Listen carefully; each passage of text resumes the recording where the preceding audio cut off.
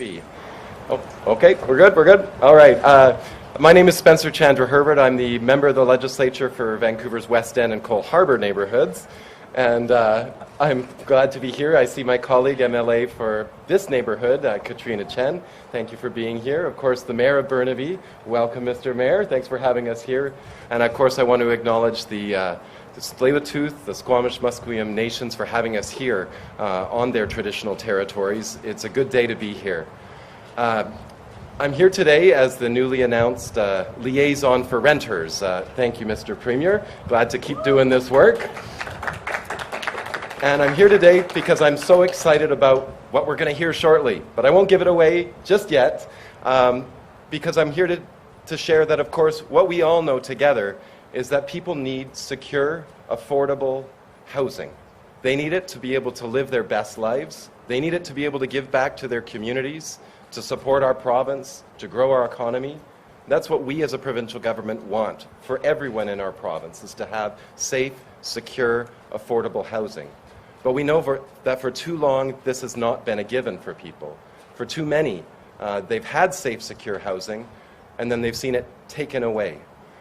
Whether or not it's because of greed, whether or not it's because of neglect, there's too many reasons, and that's why we need a provincial government that acts for renters, that acts for affordable housing. Our government is doing that, banning the fixed-term tenancy loophole, banning the geographic area increase clause, increasing resources for the residential tenancy branch so that they can both step in when there's illegal actions happening to stop them before people lose their housing, and then to penalize those that are harming people through illegal actions. We need secure housing, and we need to help in all the ways possible. We also need to build more affordable housing, and that's what we're doing. With over 36,000 new units on the way or already open in this province. That's record-setting pace, and I like to say we're only getting started because there's so much more to do.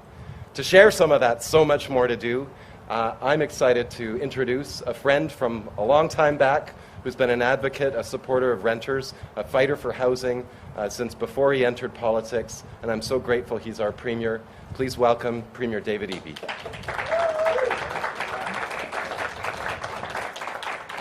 Thank you very much, Spencer, and thanks for taking on the role of special liaison on renters, a critically important role for our province, that renters have a strong voice in our government, and really glad that you're stepping up to do that. I am really excited to be here at Cardston today, joined by Ravi Kahlon, Minister for Housing. You've met the Special Liaison for Housing, Chandra Herbert.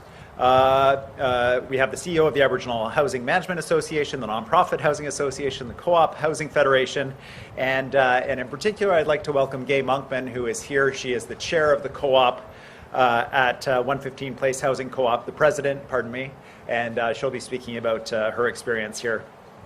This building, the reason why I'm excited to be here is this is one of 3 buildings in Burnaby where we preserved 425 units of affordable co-op homes for seniors and those with moderate incomes. And it was made possible because of a significant investment from our government, but not just our government. It was also a partnership between BC Housing, the Community Land Trust of BC, and in particular the City of Burnaby. And Mike Hurley is here, the Mayor of the City of Burnaby.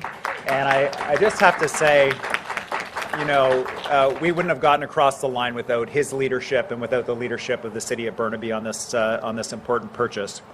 I was talking with Gay before we came out here today about her memory of us talking on the phone when in the depths of despair, when this building was looking at, when it was up for sale, when it was potentially going to be purchased by a large international real estate, large national real estate investment trust, or somebody else, and the distress and the strain for the people who lived in this building. What does this mean for our rents? What does this mean for our homes, for our community, vulnerable seniors? And I am so glad that we came to a positive outcome from that conversation. Thank you, Gay, for your work. We know BC is a wonderful place to live. We know that's why we're seeing record numbers of people choosing to move to our province, which is wonderful news. But we also know that finding an affordable home is challenging. The long-lasting effects of the pandemic, our growing population, supply chain issues, labor challenges are all contributing to a very serious housing crisis. And for too long, this housing crisis has worked to the benefit of speculators and investors instead of people looking for a place to live. Increasingly, we're seeing activity across Canada and in British Columbia of large international corporations buying up rental buildings, speculating to earn investment income on homes that people count on affordable rents and in communities where people need to live. They're called real estate investment trusts. And in too many cases, this predatory model leads to evictions and rent hikes and can lead to homelessness. As a result, middle-class families, seniors, vulnerable people are facing challenges just living in their own home communities. There is no feeling worse than waking up in the morning and seeing a for sale sign on the front lawn of the building that you live in, because it opens up a whole question about whether you're going to be able to stay in your home. Now, there are others out there that would invite that speculation back into our housing market who think it's a great idea to have investors acting in this way and putting housing into a precarious position, putting renters into a precarious position in their house. We disagree. We're cracking down on speculation, and we're making investments to protect housing just like we did here at Cardston Court. And we're starting to see real results. Purpose-built rental construction was up 10% last year. That's the highest rate of purpose-built rental construction ever since data started being collected by BC Housing, and 7 times what it was just a decade ago. But despite this increase, we can't afford to lose affordable rental housing. We need to keep pace with population growth, and we need to be adding more housing, not losing affordable housing. To make sure that homes are about people and not about investors, we need to do more. That's why today I'm so pleased to announce the creation of a new $500 million renter protection fund.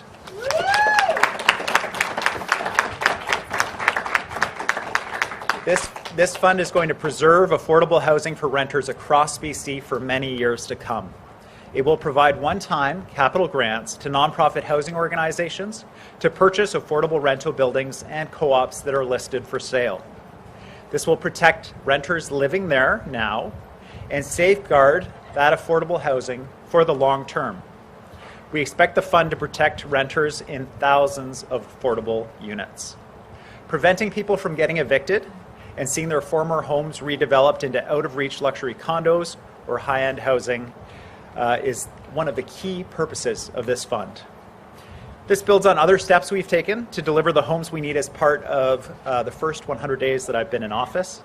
We've removed unfair strata restrictions to turn empty condos into homes available for rent. We're working with municipalities to set ambitious targets to deliver more housing. And we're taking urgent action to get people off of the streets and into stable housing. Now, if the pandemic taught us one thing, it's that going it alone doesn't work. We're all in this together. We could not do this work without partners like the City of Burnaby, the nonprofit housing associations, the co-op housing sectors, the Indigenous housing sectors. All of us are united in our belief that a home is foundational to building a good life and key to building a stronger BC, one where everyone can find a home that they can afford, that is good for them, good for their family, and where nobody gets left behind. Thank you. I'm now pleased to hand it over to Minister Kahlon for further remarks.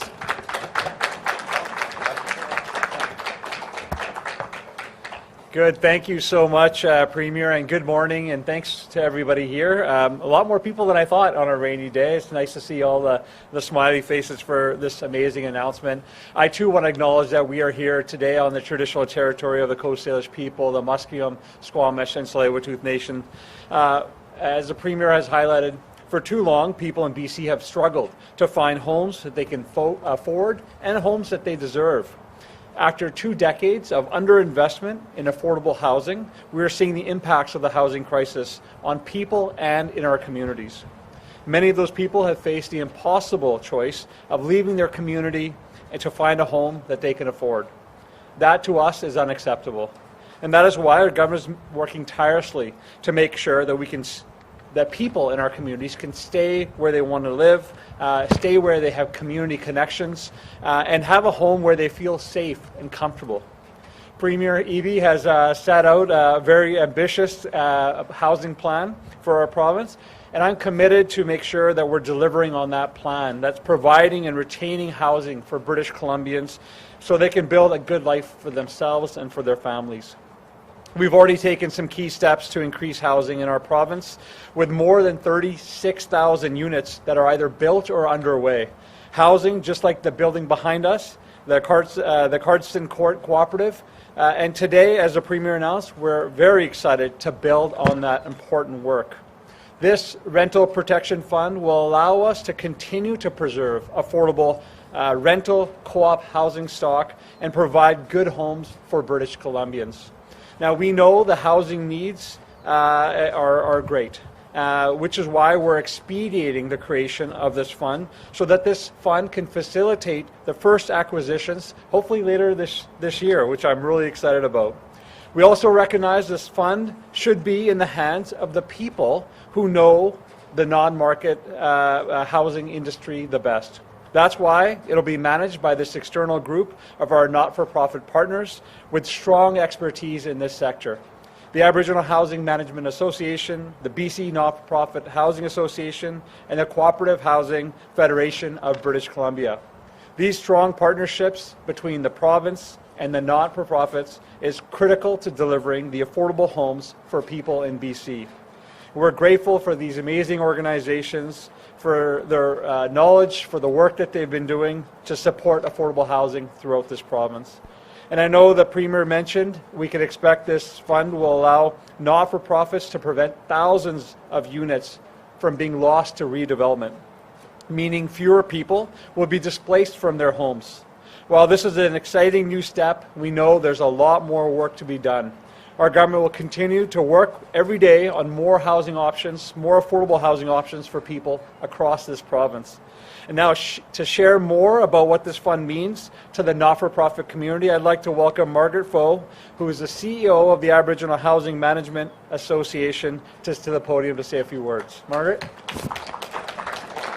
Thank you.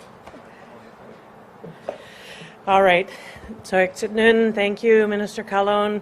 Toyaksit Nun, Premier Eby. In the language of my Tsimshian ancestors, I'm saying thank you for having us here. I'm not sure, Minister Kahlon, if everybody's really smiling or if, like me, it's their teeth chattering, because I certainly feel like my teeth are chattering at this particular moment.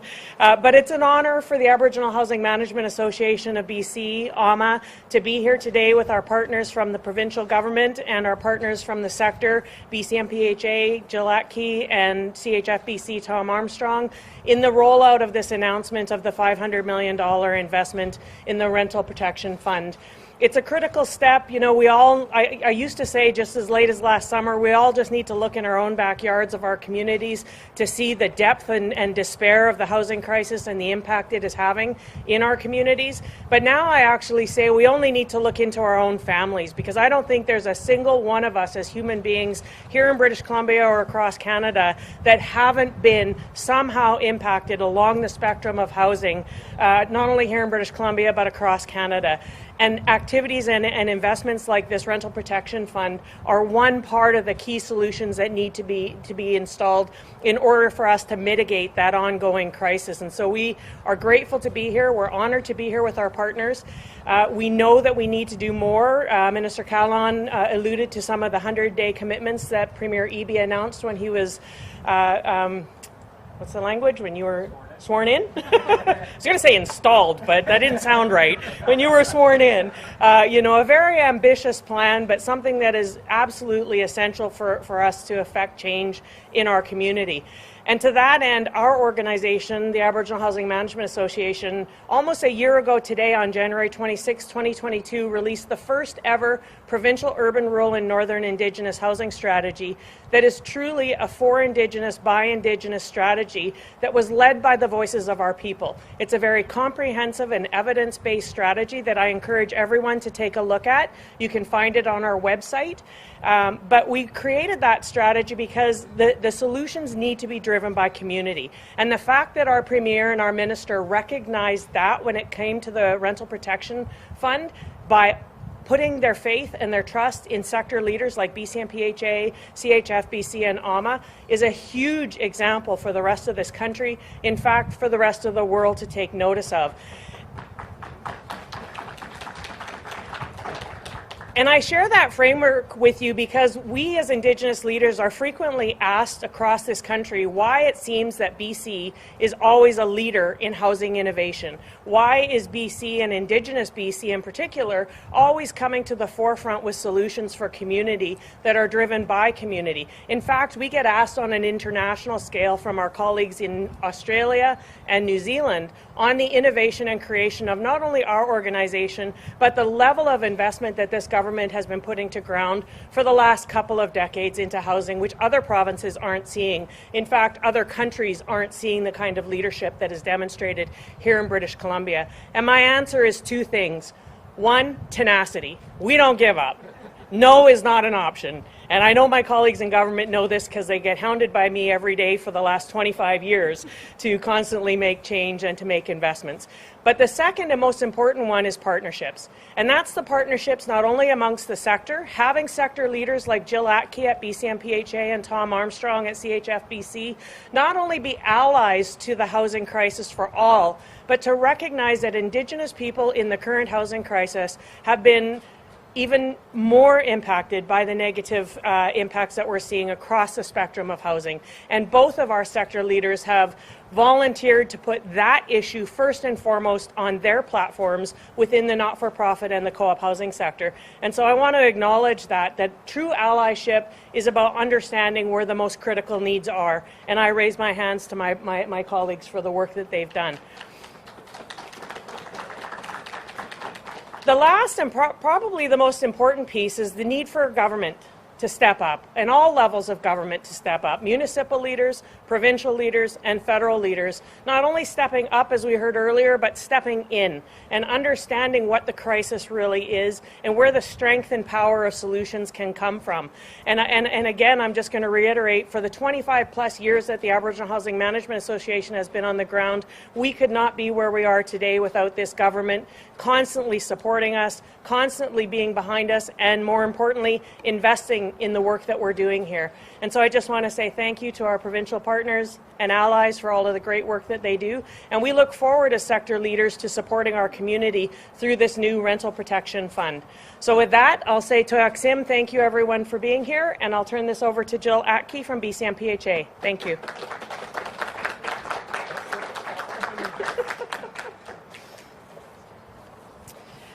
Thanks, Margaret.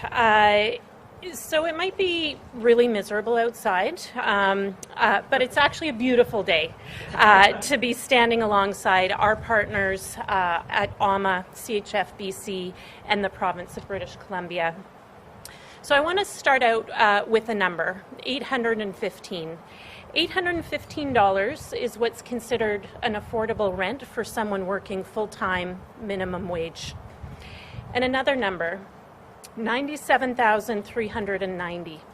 That's how many homes renting for less than $1,000 a month that we lost between 2016 and 2021. Homes that were once within reach for a minimum wage worker and are now out of reach. As Margaret said, when I speak to colleagues across the country, there's a familiar pattern there. This is happening right across our entire nation. But the difference is how lucky we are, and this is a pretty regular reminder, to have such a strong partner in this government, where truly historic investments are being made into new affordable housing supply, as the Minister mentioned earlier. Those new investments into new supply are critical, but they're no longer sufficient to solve the housing crisis. Building alone will not solve this crisis. And that's why government's investment into protecting what we already have is so vital. Now, just very briefly, for those skeptical about this approach, I want to share an example that I sort of personally hold up as a measure of what can be accomplished through the mission drive of the community housing sector.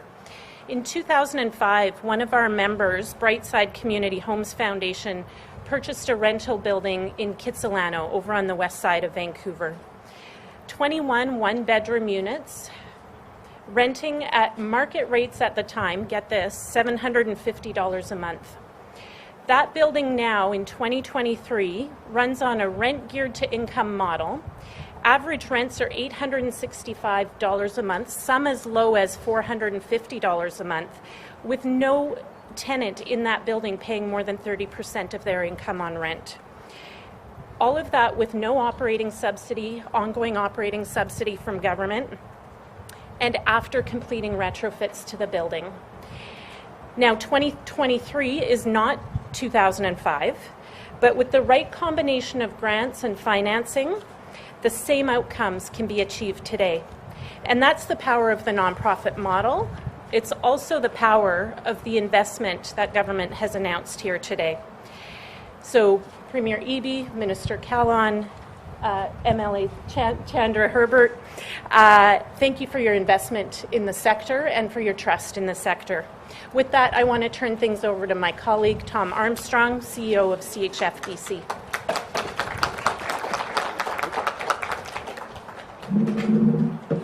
I think I'll skip that. So is anybody too warm? Thank you, Jill. Appreciate it. It's a pleasure to be here once again with our partners, Jill from the BC Nonprofit Housing Association, Margaret from the Aboriginal Housing Management Association. It also feels like a bit of a reunion for the Cardston Court crew. Welcome to Mayor Hurley and MLA Katrina Chen, who worked so hard to make this possible. We're standing here today still a nonprofit housing co-op with permanently affordable homes forever. So thank you to the board and the members of 115 Place Housing Co-op for your hospitality. I want to acknowledge the directors and staff also of the CHFBC team who've joined us here today. This is your day too, so enjoy it. Really pleased to connect once again after a long time with MLA Spencer Chandra Herbert and to acknowledge your long-standing tenacious work as an advocate for renters, and congratulations on your new appointment. And of course, I want to say to the Premier and to the Minister simply thank you for your trust and your confidence, your willingness to lead, not just in BC, but Canada, where you will not find a similar precedent as hard as you might look. The idea behind this initiative is breathtakingly simple.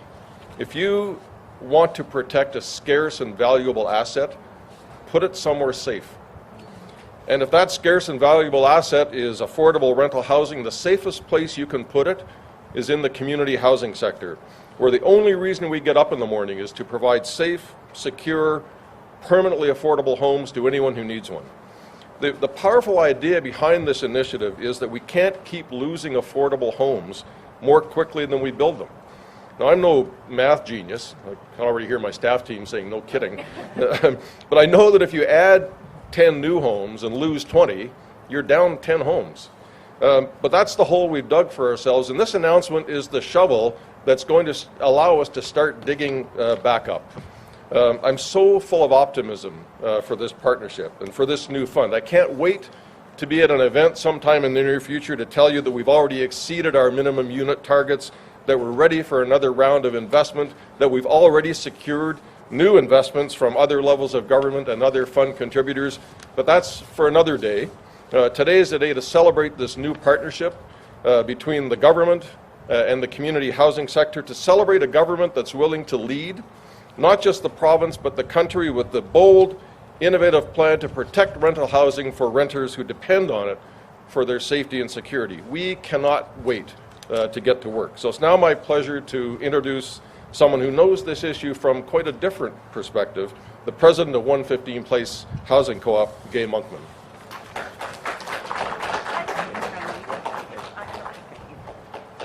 think this goes down. Thank you, Tom, and good morning, everyone, and thank you for coming, and thank you to the media for taking this to our province, the rest of our province. My name is Gay Monkman, and I am the president of 115 Place Housing Co-op, and I'd like to thank the Premier and the Minister for this announcement today, which has a very special meaning for the members of our co-op. The past few years have been very confusing and very stressful for all of our membership.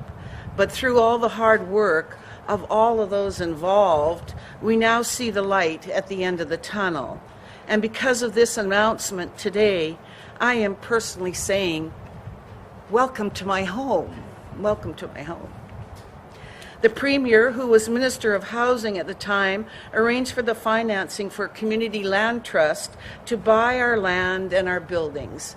And in turn, the Community Land Trust leased it back to the co-op. And now we're working in partnership to make a wonderful life together. I would like to feel that our success here can be used as a model and inspiration for those to follow. Again, thank you, Premier Eby, and thank you, Minister Kahlon, for giving people in a similar situation to ours hope that our homes will be secure and affordable for the foreseeable future. Thank you.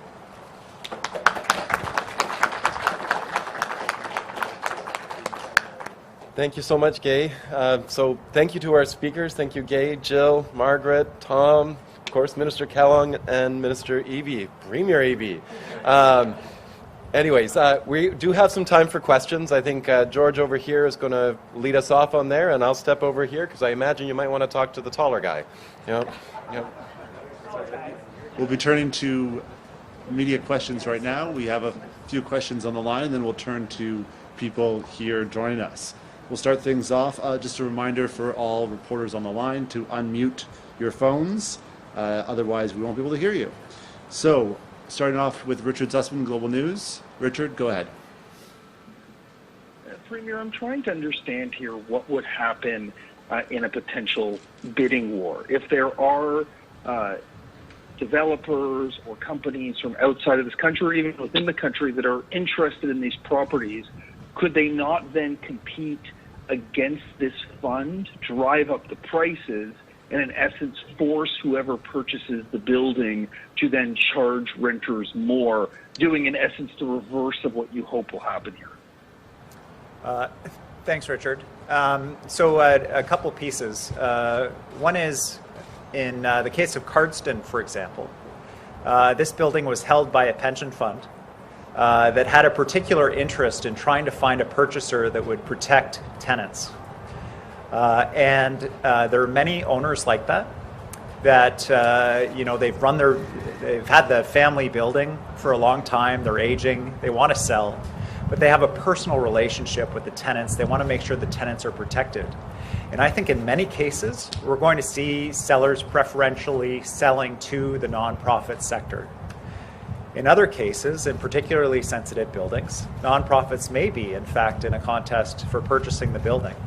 But it will be part of the structure of this fund that there are fixed grants per unit, that the business case has to make sense, and that the building needs to be self-sustaining without ongoing funding.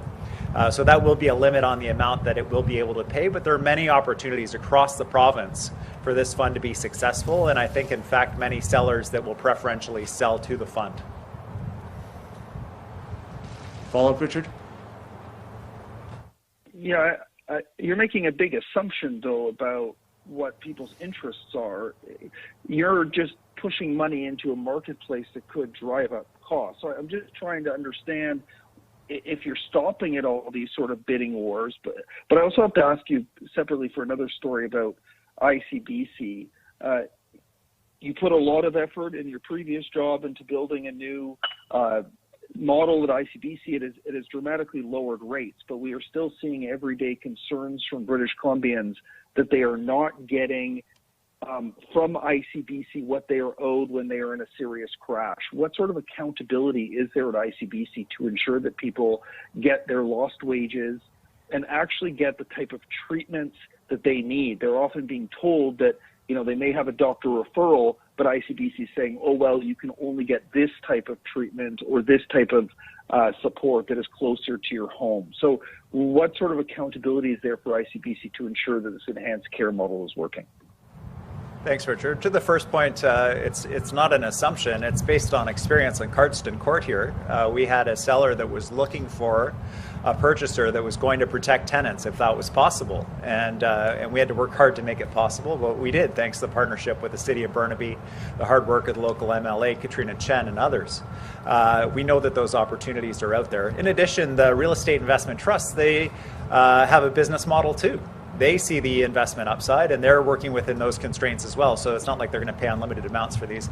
But the reality is that there are many opportunities for this fund and you're going to see it. And I'm very excited about the opportunities to protect renters, make sure that that affordable housing stays. And the really exciting part about this is when a nonprofit has that equity in a building, they have the ability to leverage that over time to buy other buildings without further assistance. We see this in many jurisdictions around the world, including the United Kingdom. So the nonprofit sector becomes, with an investment like this, creates the possibility to leverage that into future purchases as well. So that's the really exciting part. In addition, there are many foundations, local governments, and others that could top up money to be able to protect vital housing in their communities. So this is actually a very exciting announcement, including around future redevelopment of sites where there are aging buildings that need to be replaced, that the tenants are protected, and more rental housing is even brought on. So it's a very exciting day, and that's why everyone's in such a good mood here. Beyond that, for ICBC, we knew that when we shifted to the new model of a care-based model, where the focus was on rehabilitation and treatment and support for people to get better, as opposed to compensation for lawyers and years-long court processes, that there would be challenges that would come up. So we put in place a number of safeguard levels. We put in place the we strengthened the ombudsperson's office within ICBC. People can complain to, bring their concerns to that office within ICBC for a second opinion. We put in place the Civil Resolution Tribunal and gave them the resources so that people can go to the Civil Resolution Tribunal to challenge decisions made by ICBC. That accountability is really important. And certainly, we're going to have cases come up where people are challenging ICBC's decisions, and ICBC's decisions will be overturned. In fact, that's happened on a number of occasions already at the Civil Resolution Tribunal. So that will continue, but the model will refine as well. You'll see in Minister Farnworth's mandate letter, I've asked him specifically to look at the issues related to cyclists and pedestrians, for example. That's something that has come up repeatedly. We'll have to continue to refine. But the good news for British Columbians is we have some of the best benefits in the country, some of the lowest rates in the country. Our public auto insurer is breaking even, and we were able to guarantee freeze on car insurance rates for the next 2 years. Look at any jurisdiction across the country with private insurers and see what kind of an offer you get there, and you'll realize why we made those changes and what benefits come to British Columbians through a public auto insurer. Thank you. Next, we have Binder Sajan, CTV News. Binder, your line's open. Hi, Premier. I understand you're there at Cardston Court, and I'm looking at a release from BC Housing that says that the BC Housing provided about $132 million for that project. Your fund here is about $500 million, which would mean about 4 projects of that size, but I'm wondering if you have an estimate of how many projects you think maybe by the end of the year we could see where nonprofits are buying up buildings like this. We believe that this fund is going to create the possibility for financing of thousands of units. The exact numbers are going to vary. The prices for real estate obviously vary quite dramatically across the province. Metro Vancouver has some of the most expensive housing in the world. But when you get outside of Metro Vancouver and you're talking about rental buildings in Smithers or a rental building in out in the Kootenays somewhere, the prices come down quite dramatically, and it really stretches the budget. In addition, nonprofit organizations have the capacity to identify other funders, other supports that are available to stretch those dollars. So it's very hard to put a firm number on how many units we're going to be able to realize through this fund and our partnerships, but we believe it's in the thousands of units. Follow-up, Binder? Yes, please. And I understand that, it sounds like it's a process that would take a while to go through, and I'm sure you hear and we all hear of people who are looking for housing right now.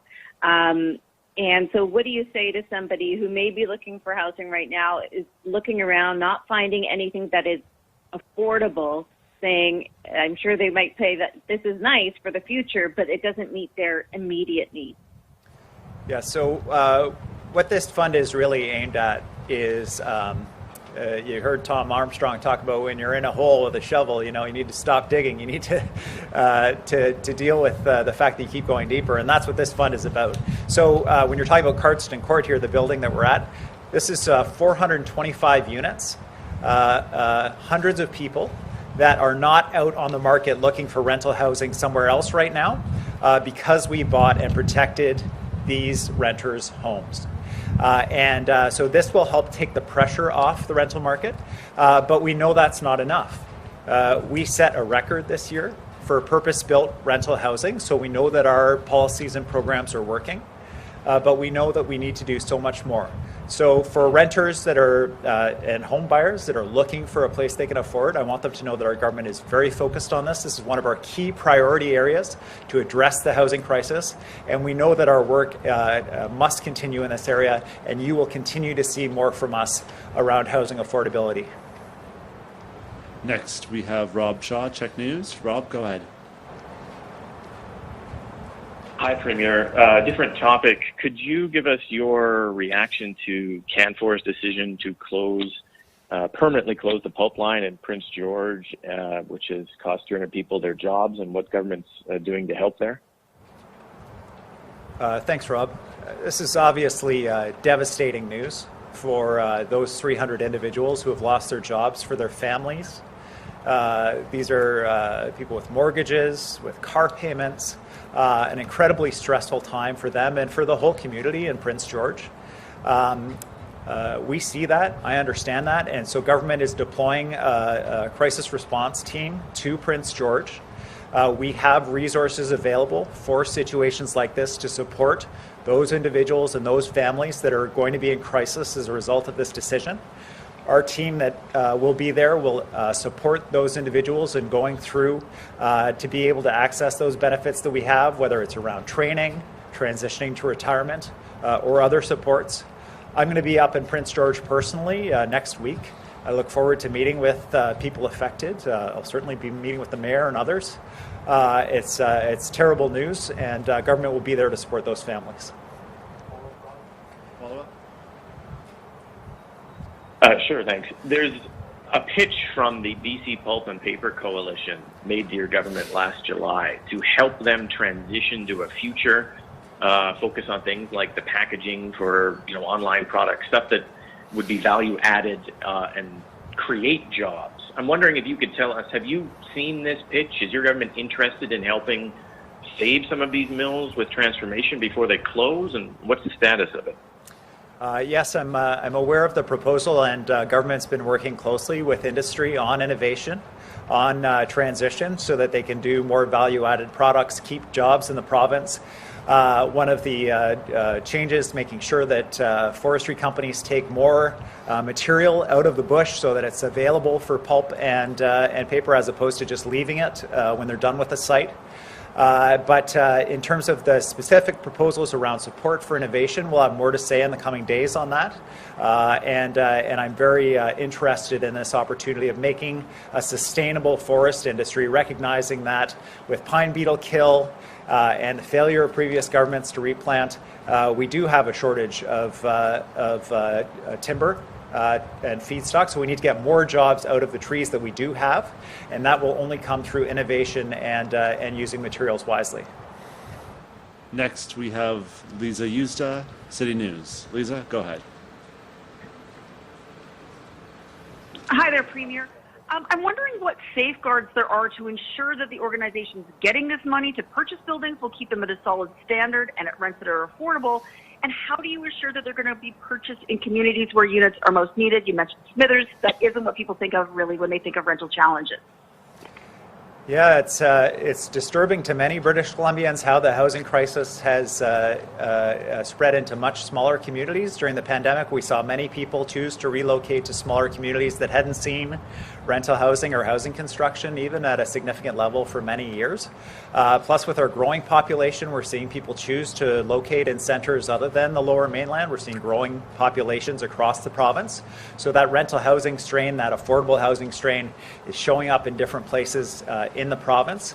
And so one of the things that we're counting on and we'll be entering into an agreement with these nonprofit housing sector leaders that have set up the society that will administer this fund.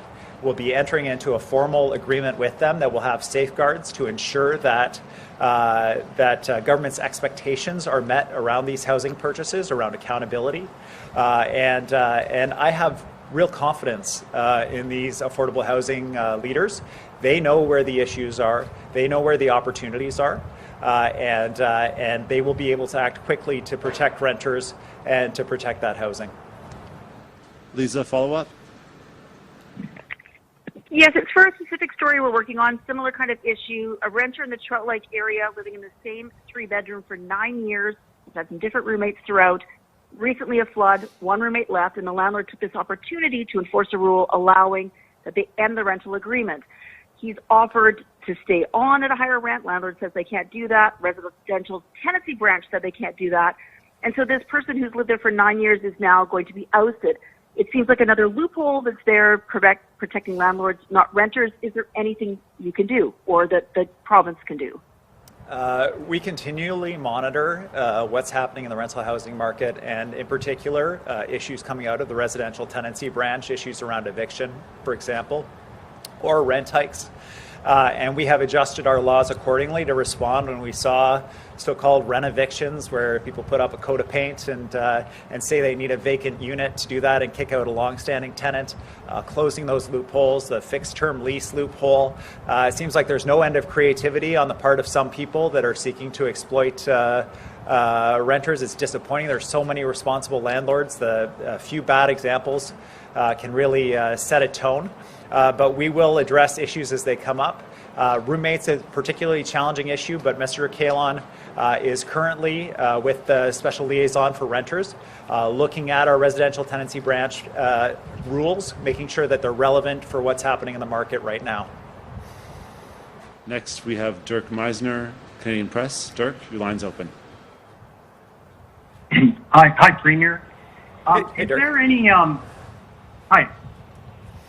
Well, is there any protection from, say, a nonprofit buying a property with the government funds and then turning around and selling it? So we're going to enter into an agreement with the nonprofit housing operators that are going to form the board of this society that's going to administer this fund to make sure that our expectations are met. And one of those key expectations is that tenants are protected. And that's the whole purpose of the fund.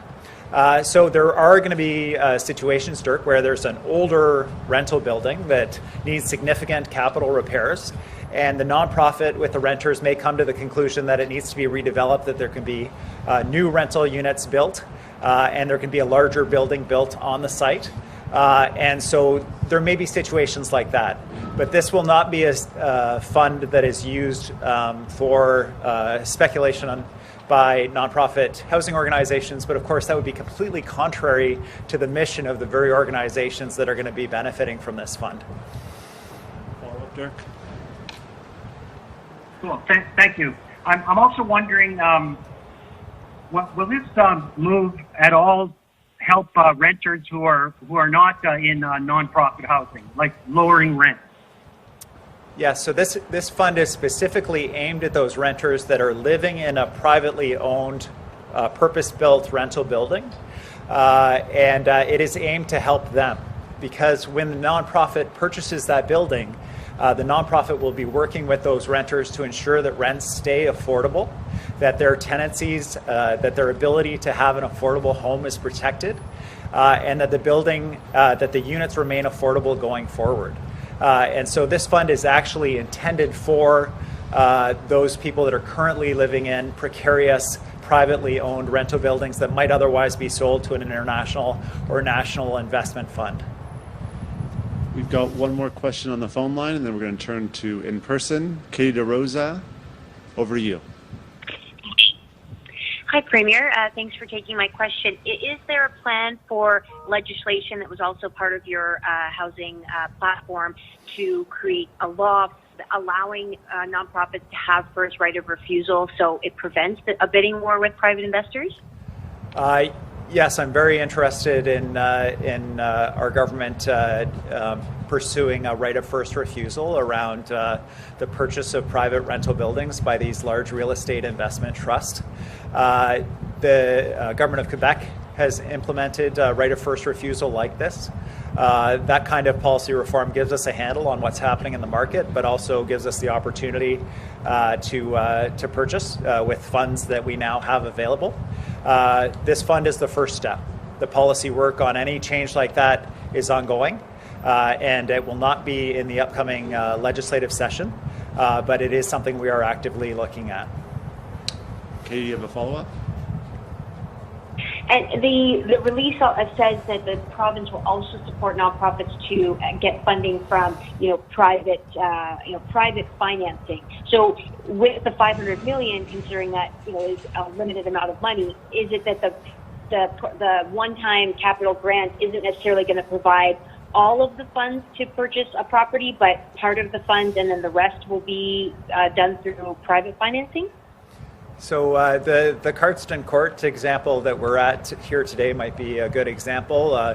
Resources came from the provincial government, from the city of Burnaby together to complete this purchase.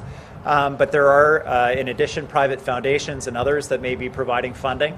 It may be that a nonprofit accesses financing to make up the difference. It could be that the purchase is part of a larger plan to use financing to purchase more than one site. I wonder, Tom or Jill, if either of you want to talk about the opportunities with foundations or financing.